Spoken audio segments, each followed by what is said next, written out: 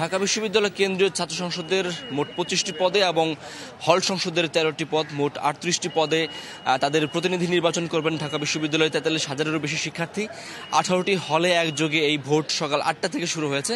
আমি রয়েছি সবচেয়ে পুরনো হল সলিমুল্লাহ হলে, এবং এই হলে এখন এই ভোটের যে সেটি শুরু হয়েছে এবং ভোটার অর্থাৎ শিক্ষার্থীরা তাদের ভোট প্রতিনিধি নির্বাচন করার জন্য ভোট কক্ষে প্রবেশ করেছেন।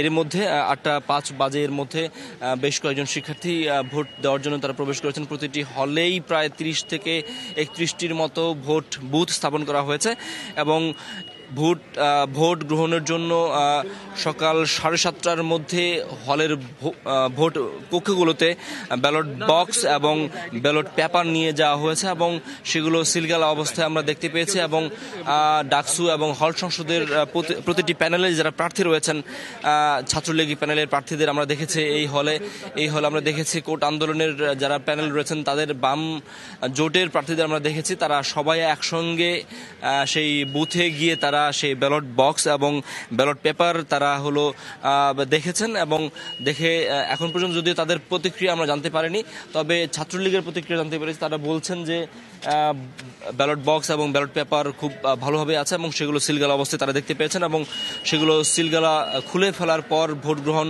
শুরু হয়েছে। এবং হলের সামনে যে লাইনটি রয়েছে সেটি কিন্তু দীর্ঘ লাইন। হলের আবাসিক শিক্ষার্থী যারা রয়েছেন তারা সকাল সকাল উঠেই তারা সেই লাইনে দাঁড়িয়ে গেছেন ভোট দেওয়ার জন্য, এবং অনাবাসিক শিক্ষার্থী যারা আছেন তারাও নিশ্চয়ই ভোট দেওয়ার জন্য আসবেন এবং বেশ সুশৃঙ্খল অবস্থাতেই এখন পর্যন্ত ভোট গ্রহণ সম্পন্ন হচ্ছে।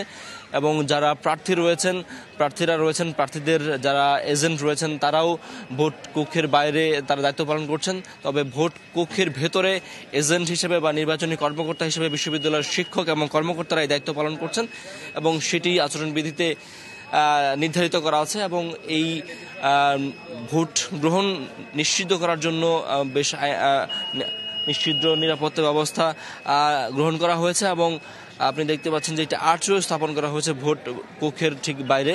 এবং ভোটের যে সারিটি দেখতে পাচ্ছি এবং শিক্ষার্থীদের, এবং সেটি অনেকটাই দীর্ঘ এবং প্রায় হলের মূল ফটক সেটি অতিক্রম করেছে। এবং শিক্ষার্থীদের মধ্যে যে ডাকসু নিয়ে গত 28 বছরের অপেক্ষার পর এই নির্বাচন, এবং সেই কারণে আসলে উৎসাহ বা উদ্দীপনা বা এক ধরনের আগ্রহ কিন্তু শিক্ষার্থীদের মধ্যে দেখা যাচ্ছে এবং প্রতিটি হলেই সেটি বিরাজ করছে। এবং এখন পর্যন্ত সুষ্ঠু এবং শান্তিপূর্ণ পরিবেশেই সকাল 8টা থেকে ভোট গ্রহণ শুরু হয়েছে এবং প্রার্থীরা এখন পর্যন্ত সবাই সন্তুষ্ট তাদের নির্বাচনী যে পরিবেশ, নির্বাচনী যে কর্মকাণ্ড। এবং তারা বলছেন যে শিক্ষার্থীরা যদি তাদের পছন্দ মতো প্রার্থীকে বাছাই করতে পারেন, সেই সুযোগটি তারা পান, তারাই প্রত্যেক প্যানেলের প্রার্থীরাই দাবি করছেন তারাই জয়যুক্ত হবেন।